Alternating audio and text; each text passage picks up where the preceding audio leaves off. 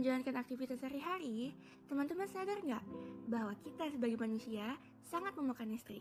Aktivitas apapun itu akan terasa lebih mudah karena adanya listrik. Untuk mendapatkan listrik sendiri dibutuhkan suatu pembangkit listrik. Ternyata ada banyak macamnya loh, seperti pembangkit listrik tenaga air, tenaga uap, tenaga surya, atau tenaga nuklir yang merupakan pemanfaatan dari inti atom dan radioaktivitas. Nah, sebenarnya apa sih yang dimaksud dengan inti atom dan radioaktivitas? Kalau teman-teman penasaran, yuk langsung simak video pembelajarannya. Assalamualaikum warahmatullahi wabarakatuh. Tabi pun, apa kabar teman-teman semua? Semoga sehat selalu ya. Perkenalkan, nama saya Siti Naya Afifah. Hari ini kita akan belajar mengenai inti atom dan radioaktivitas. Sebelum kita mulai pembelajaran, yuk kita berdoa sama-sama.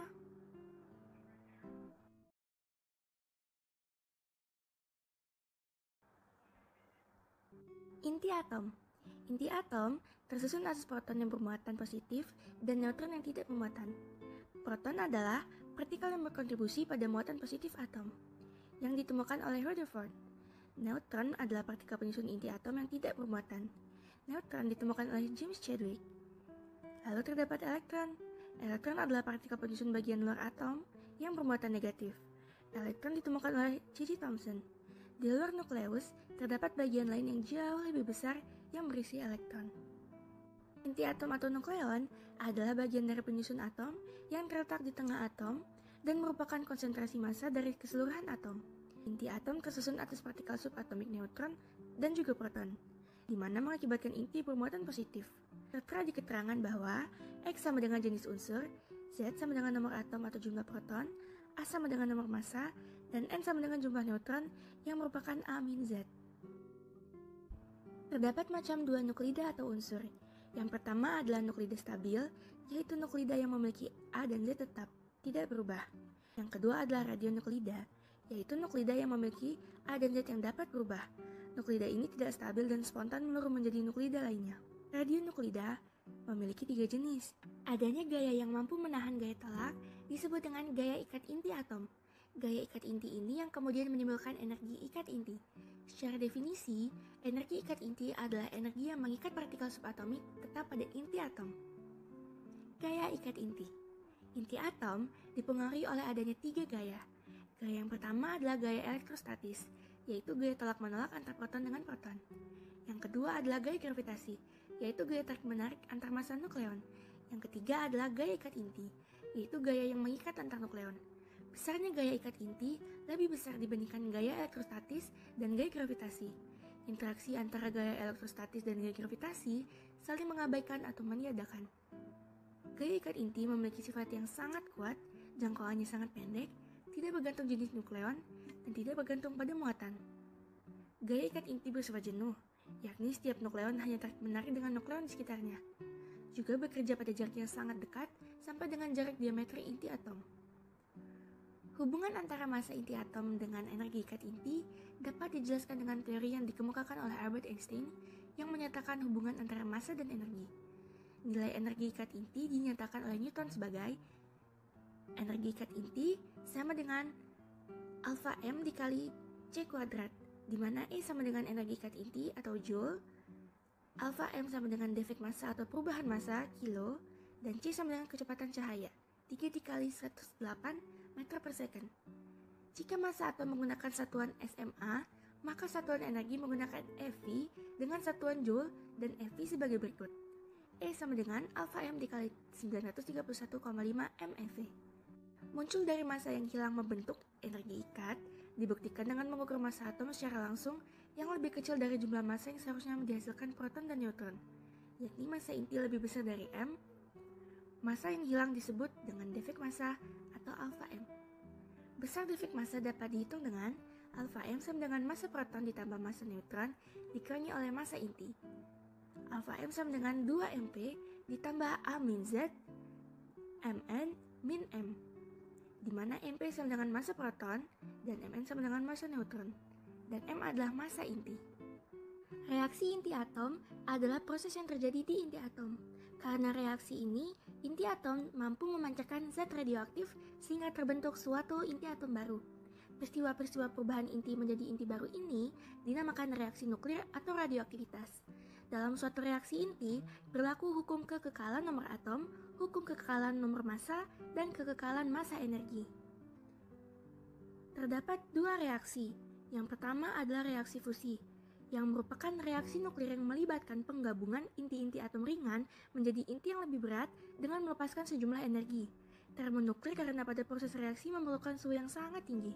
Reaksi yang berlangsung spontan hanya dapat terjadi pada suhu dan tekanan yang sangat tinggi. Yang kedua adalah reaksi fisi. Reaksi ini terjadi jika sebuah inti berat membelah menjadi dua atau lebih inti, atom yang lebih ringan. Reaksi fisi disertai pemancaran energi dan partikel, misalnya neutron. Rumus reaksi inti sendiri adalah X ditambah A, Y ditambah B ditambah E. Energi reaksi E memiliki rumus E sama dengan massa reaktan dikurangi massa hasil dikali 931 MeV. E sama dengan mx ditambah ma dikurangi my ditambah mb dikali dengan 931 MeV. Keterangannya adalah X sama dengan inti sasaran, A sama dengan partikel penembak, Y sama dengan inti baru yang dihasilkan, B sama dengan partikel yang dihasilkan, E sama dengan energi reaksi MeV atau SMA, dan 1 SMA sama dengan 931 MeV.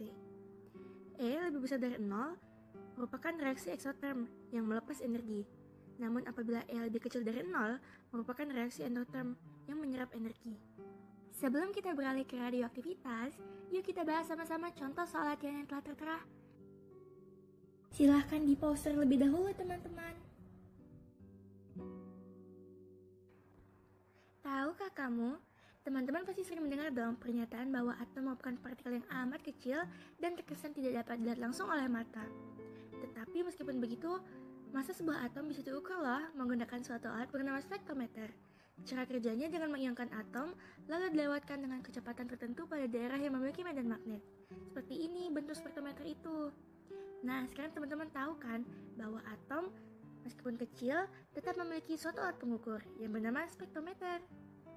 Radioaktivitas atau peluruhan radioaktif merupakan peristiwa terurainya beberapa inti atom tertentu secara spontan yang diikuti dengan pancaran sinar radioaktif, seperti partikel alfa yang berupa inti helium, partikel beta yang berupa elektron, dan radiasi gamma yang berupa gelombang elektromagnetik pendek.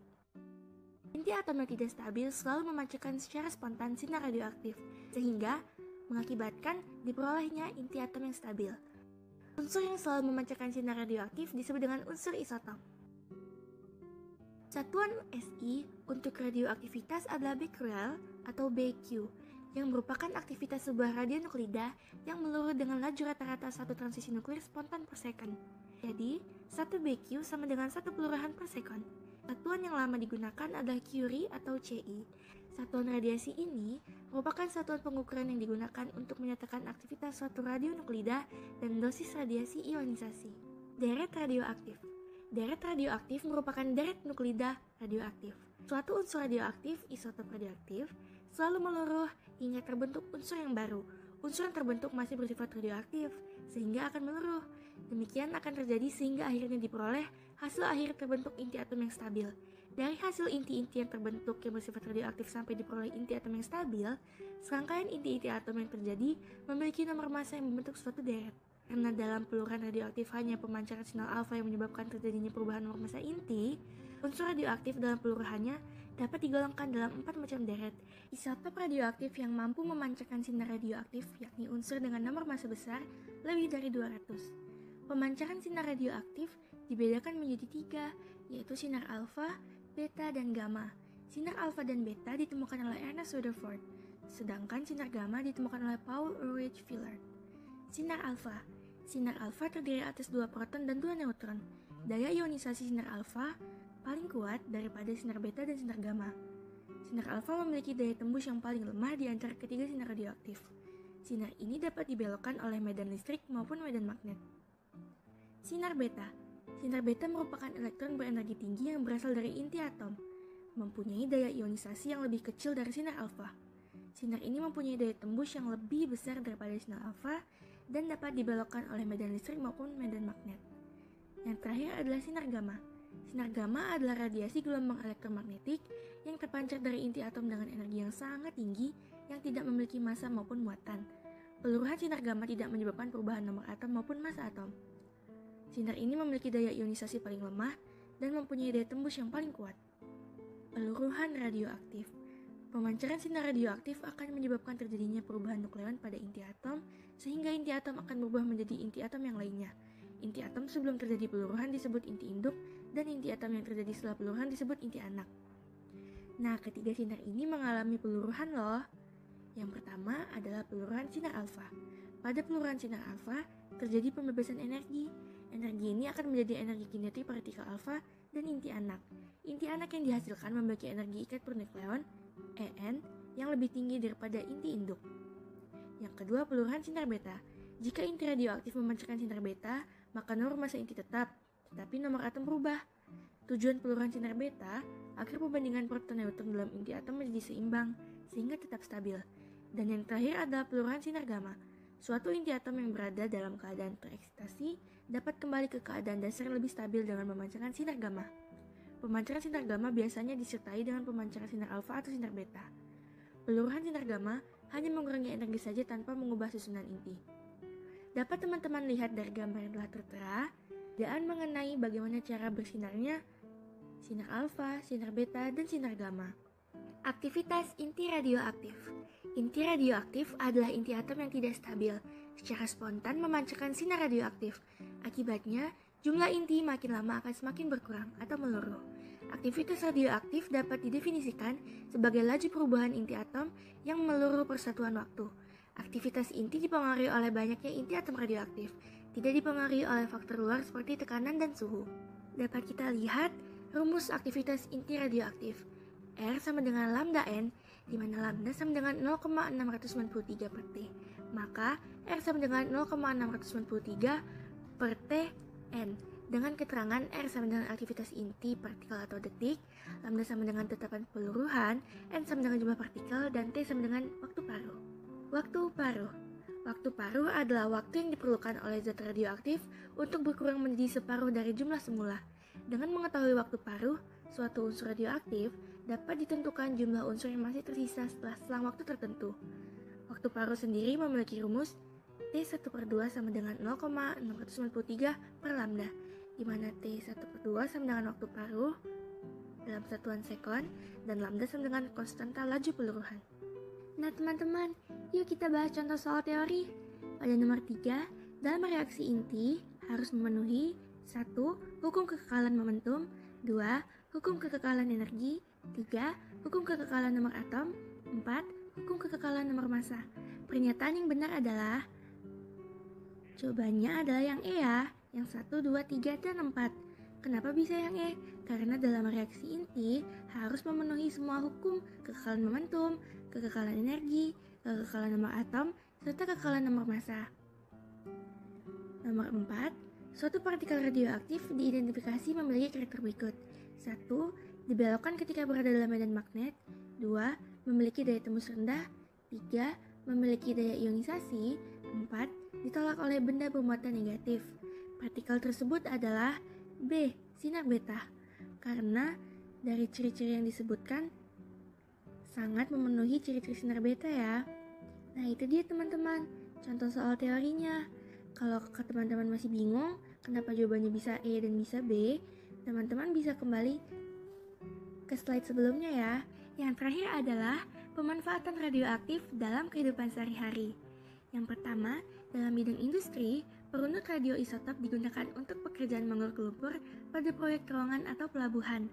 Dalam bidang kesehatan, sifat radiasi pada radioisotop dimanfaatkan sebagai alat pemeriksaan röntgen serta mampu membunuh sel kanker yang dikenal dengan nama radioterapi. Paling banyak digunakan saat ini adalah terapi radiasi gamma yang diradiasikan oleh isotop kobalt 60 atau Ca60. Dalam bidang keamanan, terdapat detektor atau alarm asap yang merupakan perangkat keselamatan penting, digunakan sebagai peringatan untuk menyelamatkan barang-barang berharga, bahkan nyawa manusia. Salah satu jenis detektor asap radioaktif untuk mendeteksi keberadaan sumber asap atau panas melalui proses ionisasi. Alat ini berisikan isotop amerisium yang merupakan logam keperakan dan larut dalam asam. Secara garis besar, iradiasi adalah pemaparan radiasi ke suatu bahan untuk mendapatkan manfaat teknis. Teknik seperti ini juga digunakan pada peralatan medis, plastik, tabung untuk jalur pipa gas, saluran penghangat lantai, lembaran untuk pengemas makanan, bagian-bagian otomotif, kabel, ban, hingga batu perhiasan. Dibandingkan dengan pemaparan iradiasi makanan, volume penggunaan nuklir pada aplikasi tersebut jauh lebih besar. Iradiasi makanan sendiri saat ini diizinkan di 40 negara dan volumenya diperkirakan melebihi 500.000 metrik ton setiap tahunnya di seluruh dunia. Teman-teman, ternyata penerapan inti atom dan radioaktivitas tidak sejauh dari yang kita bayangkan ya. Penerapan tersebut buktinya cukup akrab dan lumayan dekat loh dengan kehidupan sehari-hari kita. Tidak melulu tentang nuklir, ataupun pemakaian tenaga nuklir, ataupun mungkin bom nuklir. Contohnya dalam bidang industri, yaitu tadi digunakan pada proyek terowongan atau pelabuhan. Pada bidang kesehatan, digunakan pada alat pemeriksaan röntgen dan radioterapi yang mampu membunuh sel kanker. Pada bidang keamanan, digunakan pada detektor atau alarm asap. Lalu, ternyata ada pada pengawetan, yaitu teknik iradiasi yang dapat memperlambat busuknya makanan ataupun terpengaruhnya alat-alat medis, plastik, ataupun industri. Tidak disangka ya, ternyata fisika amat dekat dengan kehidupan kita. Untuk soal teori ini, yuk mari kita bahas sama-sama teman-teman. Soalnya adalah inti 22688 Ra memiliki waktu paruh 1,6 dikali 10 pangkat 3 tahun dengan jumlah inti 3 dikali 10 pangkat 16. Berapakah aktivitas inti pada saat itu? Penyelesaiannya adalah diketahui besarannya kan, N sama dengan 3 dikali 10 pangkat 16. T-nya sama dengan 1,6 dikali 10 pangkat 3 per tahun dengan 3,16 dikali 10 pangkat 7 per tahunnya. T sama dengan 5,1 dikali 10 pangkat 10 second, sehingga lambda sama dengan 0,693 per T yang menghasilkan 1,4 dikali 10 pangkat minus 11 dikali 3 kali 10 pangkat 16 yang menghasilkan 4,2 dikali 10 pangkat 5 peluruhan per second. Jadi jawabannya adalah 4,2 BQ. Wah, tidak terasa teman-teman, ternyata sudah memasuki waktu untuk diskusi. Silahkan di-pause terlebih dahulu ya videonya dan mulai diskusi.